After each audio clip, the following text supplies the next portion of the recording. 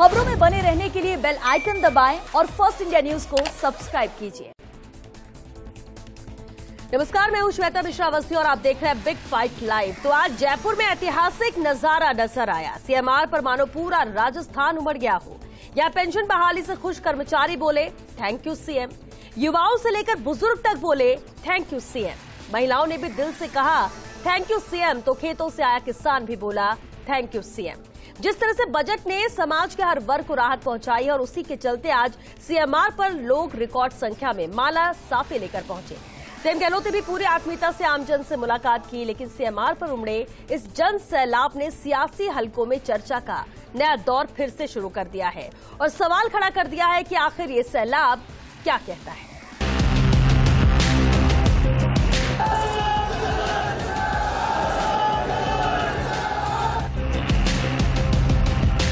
Budget pass किया है CM साहब ने, बहुत ही शानदार और सबके दिल में छूने वाला बजट है। किसानों का समस्या कैसा हो, किसानों का समस्या कैसा हो।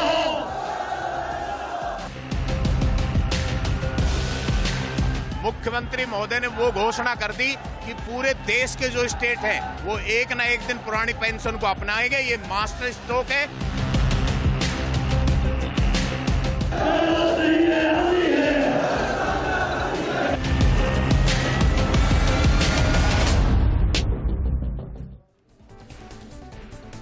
तो जादूगर के बजट ने रचा इतिहास। जनता से भर गया सीएम आवास। आभार जताने उमड़ा राजस्थान। तो ये सैलाब क्या कहता है और इसी खास मुद्दे पर हमारे साथ बात करने के लिए बेहद खास मेहमान जुड़ चुके हैं। हमारे साथ कांग्रेस प्रवक्ता आरसी चौधरी जी, बीजेपी प्रवक्ता पंकज जोशी जी और साथ ही वरिष्ठ संवाददाता नरेश शर्मा भी हमारे साथ हैं। बहुत स्वागत है आप सभी का बिग फाइट लाइव में। पंकज जी, सबसे पहले आपका ये रिएक्शन, ये जो तस्वीरें नजर आई और शाम को जिस तरह से सीएमआर का नजारा था, क्या कहता है ये सैलाब?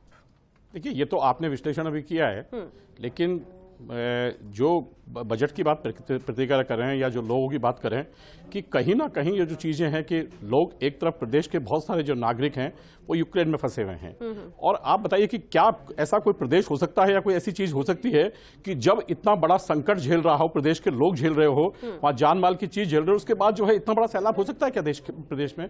और वो भी इस चीज के लिए कि भाई जो है इन चीजों के लिए अभी जो प्रदेश के अंदर हालात हैं और देश के अंदर जो हालात बने हुए हैं, सब लोगों की प्रायोरिटीज कुछ हो सकती है, लेकिन ये जो चीजें हैं राजनीतिक चीजों में जो चीजें आती हैं वो देखिए नॉर्मल है, क्योंकि आपने किया अभी कैसे किया राजनीतिक क्षेत्र में सब जानते हैं। लेकिन जनता आपसे ये पूछ रही है कि जिन लोगों को आपने पद दिए और जिन लोगों को आपने कहा कि ये लोग आ रहे हैं, ठीक है, उन लोगों को पद दिए लगेगा, लेकिन उन लोगों की एक तस्वीर ये भी है कि आप सेक्रेटरीट जाएंगे तो वो लोग जो है कोई अपने ऑफिस को ढूंढ रहा है, कोई अपनी गाड़ी को ढूंढ रहा है, कोई जो है उन चीजों को, क्योंकि आज तक उनके पास वो चीज मिली नहीं है। और उधर जनता जो है, जयपुर की जनता ही देख लीजिए, आप जो सैलाब की बात कर रहे हैं कि जयपुर की जनता की यदि किसी भी रोड पर चले जाएं तो वहां रोडें खुदी हुई पड़ी हैं। आज यदि शहर की ये तस्वीरें क्या थी? ये लोग कौन है? अगर आप बिल्कुल नहीं मैं कह रहा हूं, देखिए बहुत सारी चीजें, लेकिन अगर इस तस्वीर की बात करें, ये तस्वीरें तो मैडम आपने जो है, मैं बता रहा हूं आपको कि प्रदेश के अंदर 2013 के अंदर और 2000 के पास में जो है एक बहुत बड़े जो है बड़े होर्डिंग्स वगैरह वेलकम बैक के, तो उस टाइम पे भी दिखी थी तो कि ये चीज नॉर्मल चीजें हैं कि क्या चीजें हैं, क्योंकि खुद जो है मुख्यमंत्री अपने मुंह से मुख्यमंत्री खुद कह चुके हैं कि मेरे पास बुके के और लोग मिलने वाले और लोगों के ढेर आते थे, लेकिन जब मैंने रिजल्ट देखा 21 आदमी आए, ये मुख्यमंत्री के खुद के स्टेटमेंट है, तो मैं खुद चकित रह गया। तो मैं कह रहा हूं कि क्या चीज दिखाता है, ये खुद समझ जाएंगे वो। बिल्कुल, ये उस वक्त की तस्वीरें थी। अच्छी बात है कि ये सब चीजें और जहन में होना भी चाहिए कि पहले क्या था, अभी क्या है। आज की इन तस्वीरों पर बात करें, अगर एक रिएक्शन की बात करें तो क्या है? आपने बहुत सारे यूक्रेन का भी जिक्र किया, आपने बजट को लेकर विपक्ष लगातार कह रहा है, लेकिन अगर एक तस्वीर को लेकर बात की जाए तो एक रिएक्शन क्या होगा? देखिए, मैं कह रहा हूं आपको कि राजनीतिक माहौल है, राजनीतिक माहौल में आपने कैसे किया, क्या किया, ये सब चीजें हैं। क्योंकि जब बाहर भीड़ होती है तब तो आपको 1000 दिखाई देते हैं, तब तो आपको 50 दिखाई देते हैं, 7,000 जो है पुलिस वाले और 100 आदमी हमारे, तो जब तो आपको ये दिखाई देते हैं और अभी ये चीज दिखाई देती है। ये जो फर्क है, देखने की नजरिया का फर्क है, नजर अलग अलग हो सकती है, लेकिन जनता जो है आपसे, जो किसान है वो पूछ रहा है कि मेरी कर्ज माफी कब, और जनता ये भी पूछ रही है आपके कि आपका ये जो बेसिकली जो बार्गेन सिस्टम है कि आपने कहा कि 90% आपका और 10% हम दे देंगे, तो ये जनता भी एक दिन वो टाइम आएगा जब जनता को भी ये कहेंगे कि 90% जनता भुगतेगी और 10% केवल सरकार देगी। चलिए ठीक है, आरसी चौधरी जी तस्वीरों को लेकर नहीं, लेकिन पंकज जोशी जी ने जो कहा उसी पर पहले आपकी बात जरूर सुनना चाहेंगे। ये सैलाब क्या कहता है? आप तो तारीफ करेंगे, लेकिन पंकज जी ने जो कहा उस पर पहले प्रतिक्रिया। देखिए, मैं कहना चाहूंगा कि भारतीय जनता पार्टी इस बजट के बाद में 23 फरवरी 2022 का जो बजट आया उसके बाद में हताश है, निराश है, मुद्दाहीन है, दिशाहीन है। इसलिए भारतीय जनता पार्टी के तमाम नेता बहकी बातें करते हैं, अलग अलग बयान देते हैं और कहीं ना कहीं सुर्खियों में बने रहने की कोशिश करते हैं। खंड खंड में बंटी हुई भारतीय जनता पार्टी जनता के मुद्दों को भूल के भारतीय जनता पार्टी के तमाम नेता अपनी टिकटों की किस कौन बांटेगा, क्या नेतृत्व करेगा उसमें लगे हुए। इन्हें ना जनता से कोई सरोकार है, क्योंकि सदन के अंदर जो नेता प्रतिपक्ष गुलाब चंद जी कटारिया ने कहा था कि हम हमारे जो विधायकों को मोबाइल दिए हैं वो हम इसलिए वापस लौटा रहे हैं ताकि सरकार के राजकोष में हम भागीदारी कर सके। तमाम मोबाइल्स के अंदर फोन चिप डाल ली, कल एक विधायक का अलग बयान आता है। इसलिए भारतीय जनता पार्टी के अलग अलग नेताओं के देखोगे ये यहाँ पे कोई नेतृत्व विहीन हो चुके हैं। ये जो पार्टी कहती थी हम एक पार्टी विद डिफरेंस है, ये पार्टी विद डिवीजन है, विभाजन पे खड़ी हुई है ये पार्टी। इसलिए इसके मुद्दों पे, इनके बयान पे चर्चा करना मुझे लगता है अब कोई अतिशयोक्ति नहीं रही है। बीजेपी कैसी पार्टी है, क्या है? आपकी अपनी प्रतिक्रिया होगी, लेकिन ये जो अभी पंकज जी ने कहा, ये जो सैलाब उमड़ा, सवाल हम ये करें कि ये सैलाब क्या कहता है। बड़ी तादाद में बजट के बाद धन्यवाद देने के लिए लोग पहुंचे। पंकज जी ने इसमें अपनी बात रखी है, उन्हीं की बात पर रिएक्शन जरूर चाहेंगे कि ये भीड़ कैसे आई वो सब जानते हैं, ये उन्होंने कहा। श्वेता जी ये भारतीय जनता पार्टी के नेता बजट पेश करने के बाद में, चाहे पूर्व मुख्यमंत्री हो, चाहे नेता प्रतिपक्ष हो, चाहे उपनेता हो, चाहे पार्टी के अध्यक्ष हो, ये एक प्रतिक्रिया नहीं दे पाए। बजट पे किसी एक ऐसे वर्ग का मुद्दा नहीं उठा पाए जिसकी बात की जा सके। माननीय मुख्यमंत्री ने लगातार राजस्थान के करोड़ों लोगों के साथ में संवाद किया, अलग अलग जो वर्ग हैं उनके साथ में संवाद किया, चाहे किसान हो, पशुपालक हो, विद्यार्थी हो, चाहे कर्मचारी संगठन हो, चाहे हमारे उद्योग इंडस्ट्री के लोग हो, चाहे उद्यमी महिला हो, हर वर्ग के साथ में संवाद जब होगा तभी लोकतंत्र के अंदर ऐसा लोक कल्याणकारी बजट आ सकता है। इसलिए भारतीय जनता पार्टी के नेता जो सदन में बैठते हैं वो कहते हैं कि उम्मीद कम लगती है, कि ये उनकी निराशा को दर्शाता है, क्योंकि ये दूरदर्शी नेता का एक विजन होता है। लेकिन इसके बाद बहुत लिमिटेड वक्त है सर, आरसी जी वापस लौटेंगे, बिल्कुल आपसे भी इस पर और बात करेंगे। नरेश जी हमारे साथ हैं। नरेश जी देखिए, पंकज जी, आरसी जी ने अपनी अपनी बात रखी, जो उन्हें लगा इस भीड़ को देखकर, इस सैलाब को देखकर, और इसके भी कई बारे निकाले जा रहे हैं। लेकिन नरेश जी, क्योंकि आप सीएमआर में मौजूद थे, आंखों देखा हाल आपके जरिए ही हमने दर्शकों तक पहुंचाया। दूसरी अहम बात है, लोगों से भी आपने बातचीत की, तो सवाल यही कि सैलाब कहता क्या है। देखिए श्वेता, न सिर्फ मैं अकेला मौजूद था बल्कि और भी मीडिया कर्मी उसको कवर करने गए थे जी। तो जो पंकज जी ने अभी बात कही कि आपने क्या दिखाया, तो ये सिर्फ ये जरूर है कि फर्स्ट इंडिया ने जो भी वहाँ नज़ारा था वो दिखाया। अगर सिविल लाइंस के गलियारों से निकलते तो हर किसी को वहाँ नज़ारा देखने को मिल सकता था। और दूसरी महत्वपूर्ण बात, ये नज़ारा सिर्फ आज का नहीं है, जब से बजट पेश हुआ है तब से ये सिलसिला चल रहा है लोगों के आने का, वहाँ स्वागत करने का, मुख्यमंत्री को धन्यवाद देने का। लेकिन जो महत्वपूर्ण बात है वो ये है कि जो मैंने लोगों से बात की, वहाँ पे जो उनके चेहरे थे, क्योंकि आज जो हमने कवर किया, जो मैंने कवर किया, उसमें मैंने किसी नेता की जो बाइट नहीं ली, किसी मंत्री की बाइट नहीं ली, सिर्फ जनता से बात की थी कि, और जनता सीधा सवाल था कि भाई क्यों आए हैं, कैसे आए हैं। तो जो महत्वपूर्ण बात थी वो ये थी कि जो ओल्ड पेंशन स्कीम लागू करने की जो घोषणा हुई है उसको लेकर वास्तव में एक मैसेज गया है। ये मैसेज भले ही जो है उसको राजनीतिक कहा जाए, लेकिन ये जरूर है कि इस घोषणा से पूरे देश में एक चर्चा का विषय बना है और दूसरे राज्यों में भी इस तरह की मांग होने लगी है। तो ये कहा जा सकता है कि बजट घोषणाओं को विपक्ष कैसे देखता है, लेकिन कुछ घोषणाएं ऐसी जरूर है जो जब पूरी होगी तो लोगों का सीधा उन पर असर होता है। 50 यूनिट बिजली जो फ्री है उसकी घोषणा कर ले, या दूध पे 5 लीटर जो 5 रुपये प्रति लीटर की जो सब्सिडी उसकी बात कर ले, और जो ओल्ड पेंशन स्कीम जिसको कांग्रेस की तरफ से मास्टर स्ट्रोक कहा जाता है, तो इसकी चर्चा वहाँ पे जरूर थी। और रही इस बात की कि क्या रहेगा, किस तरह से जो है वो कि राजनीति में ऐसा होता है, तो राजनीति में तो आज हमने विधानसभा में भी देखा था कि सरकार का विधेयक का समर्थन भारतीय जनता पार्टी के वरिष्ठ नेता करते नजर आए थे। पंकज जी, देखिए नरेश जी, बिल्कुल आपने जो है, मुझे लगता है कि आज जो है आरसी चौधरी से अच्छा आपने कहा। बिल्कुल ठीक कहा, क्योंकि आपने जो चीजें कही मैं उस पर नहीं आना चाह रहा था, लेकिन आपने जब कहा तो मैं इस चीज पे आना पड़ा मुझे कि ये यही मुख्यमंत्री जी जिन्होंने, आपने जनता से पूछा लेकिन मुख्यमंत्री जी ने प्रेस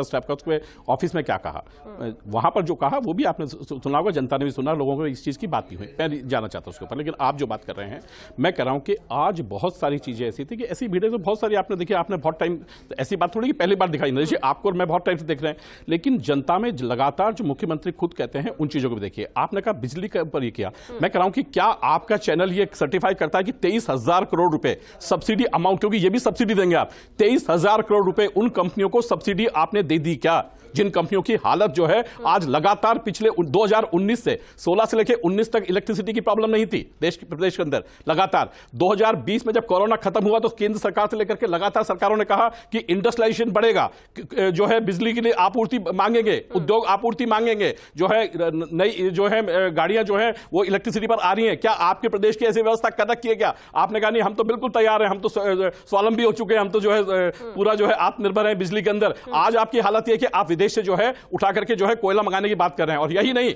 आपने जिन लोगों की आप यहां बुराई करते हैं, जिन लोगों की अभी हमारे साथ बुराई करेंगे, उनको 5,400 करोड़ रुपया जो है सुप्रीम कोर्ट से आपकी पैरवी किसने करी, जो है यहां के लोकल हमारे जो वकील साहब थे उन्होंने जो पक्ष रखा उनका, और वहां पर पैरवी कौन करते हैं, जो है सिंघवी साहब, जो आपके कांग्रेस के जो है अभिषेक मनु सिंघवी, जो कि अडानी जी के जो है उसमें फेवर करते हैं। 5,400 करोड़ रुपए तो ये, और उसके अलावा अभी अभी पिछले 10 दिनों के अंदर आपने फिर 6,000 करोड़ रुपए की जो है एक केस हारे हैं। मुझे बताइए कि इसका जो लाइबिलिटी होगी, आप जो हारते हैं पैसा देते हैं, इसकी लाइबिलिटी जनता भरती है या हम भरते हैं, कौन भरता है? सरकार भरती है, क्योंकि इसकी लाइबिलिटी लगातार आप जो है लेकर के पहुंच जाते हैं। और यह 23,000 करोड़ रुपए का जो ब्याज बनता है प्रति व्यक्ति के ऊपर, वो इससे कम बनता है। लेकिन मैं फिर कह रहा हूं आपको, क्योंकि पिछली बार उदय योजना के अंदर 60,000 करोड़ रुपए का जो है रुपए देकर के आपको खाली किया। बजट जो है, बजट जो होता है, अपने पास जो संसाधन होते हैं उनको जो है सुचारू रूप से और महत्वपूर्ण रूप से जो है उस प्रदेश की जनता के लिए लगाने होते हैं। लेकिन भी ये बात विधानसभा में कही थी, मैं यही कह रहा हूं ना, ये कहा कि जनता नहीं कह पाई,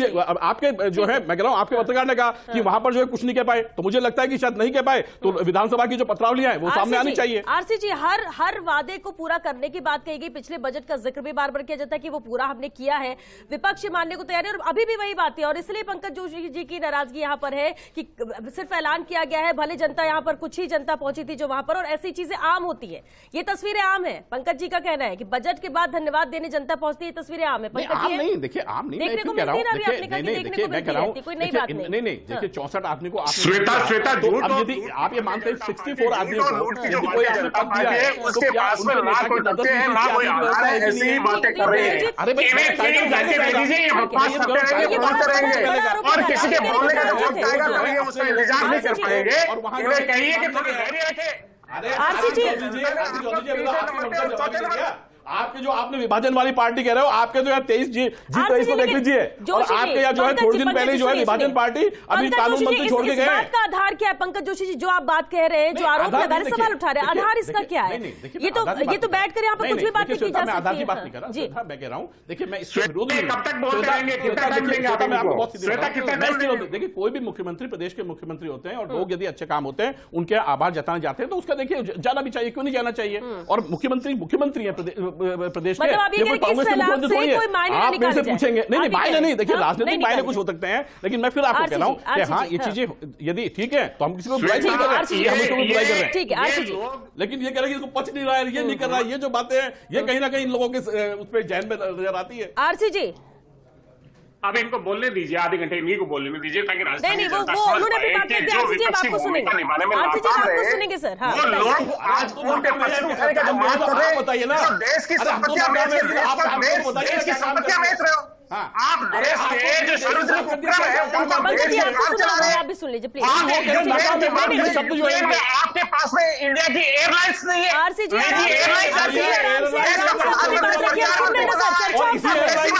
आप जिस एयरलाइंस की बात कर रहे हैं वो एयरलाइंस बजा करके ले लेके आ रही है। अरे आप तो सही बात कर रहे हैं, अरे शर्म तो आपको आनी चाहिए, शर्म तो आपको आनी चाहिए, आप बात करके ले जाते हैं। सर मुद्दे से जा रहे हैं, बात करके जानी चाहिए कि आपके पास व्यवस्था नहीं थी। शर्म तो आपको आनी चाहिए कि आज जो है आपको सिर ऊंचा करना चाहिए। आप शर्म की बात कर रहे हैं। पंकज जी आपकी बात सुनी नसर, पूरा विश्व देख रहा है आपके झंडे को, बात करते हैं। आरसीजी टू द पॉइंट जवाब, हम बीजेपी पे बात नहीं कर रहे हैं। आरसीजी टू द पॉइंट जवाब, जो उन्होंने कहा आप उस पर रिएक्शन देना चाहते हैं आराम से दीजिए जी। श्वेता, मैं कहना चाहूंगा जो दिशाहीन होते हैं, जिनका विजन नहीं होता, इस देश के अंदर पहली बार 1948 में भाखड़ा डैम की नींव रखी पंडित जवाहरलाल नेहरू ने। उन्होंने कहा इस दुनिया में सब कुछ इंतजार कर सकता है लेकिन खेती और किसानी नहीं कर सकती। देश का पहला राज्य है जिसने कृषि का बजट दिया। और ये किसानों की बात करें, मैं इनको कहूंगा दिए हैं जख्म तो मरहम का तकल्लुफ ना कर। इतना तो एहसान रहने दे मेरे किसानों पे कि उनको दिए हुए जख्मों पे तो नमक तो ना छिड़के। आज किसान के मुद्दे पे लंबी चर्चा की जा सकती है, 1 घंटे तक मैं बात कर सकता हूँ। ये पूंजीपतियों की सूट और बूट की 2 लोगों की पार्टी है। माननीय मुख्यमंत्री ने राजस्थान की